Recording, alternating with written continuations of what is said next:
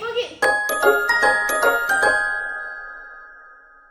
Hi mga mi, I'm back again for another video. So today, nandito tayo sa McDo dahil dito gaganapin yung Halloween party ng school ni Joaquin. Sobrang excited nga namin ni Daddy Ian kasi ito yung first time namin na-attend kami ng Halloween party. So ang tagal namin hinintay and winish ni Daddy na makapag-attend si Joaquin ng ganitong party. Nag-effort talaga kami maghanap ng mga costume mga mi, and ito yung pinaka nagustuhan namin, which is yung bonfire. So yung nakita nyo kanina, pinaktis lang muna namin na ipasuot sa kanya kung magugustuhan niya and kung komportable siya. Anyway, hindi pa nag-i-start yung party kaya naman pinaglaro muna namin siya. Kasama nga pala niya yung kuya niya. So sinama namin yung cousin niya para naman meron siya kasama maglaro and para ma-enjoy din ng kuya niya yung party. So ayan, buti na lang may palaruan dito sa McDo kaya naman hindi nainip yung mga bata bago mag-start yung party. Dumating na nga yung ibang kids at ayan na mga mi, mag-i-start na yung party. Sobrang cute ng mga bata.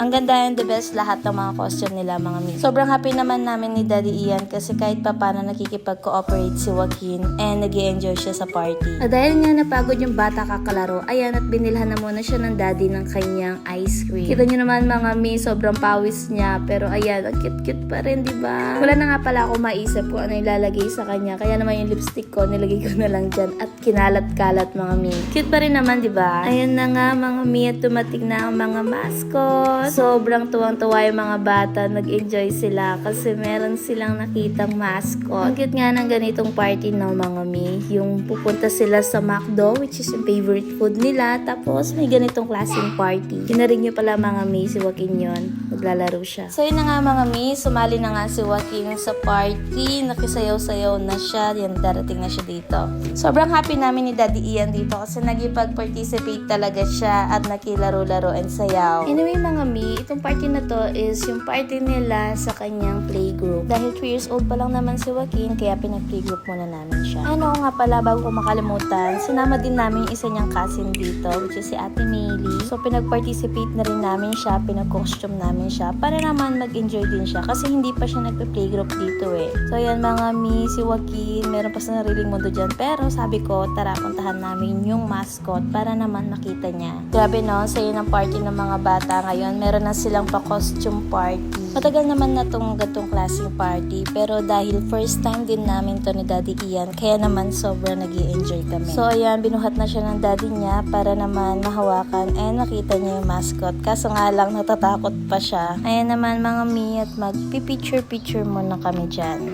After pa lang, nag-perform ng mga mascot, mga mi, kumain na rin yung mga bata. And that's all. Thank you so much for watching!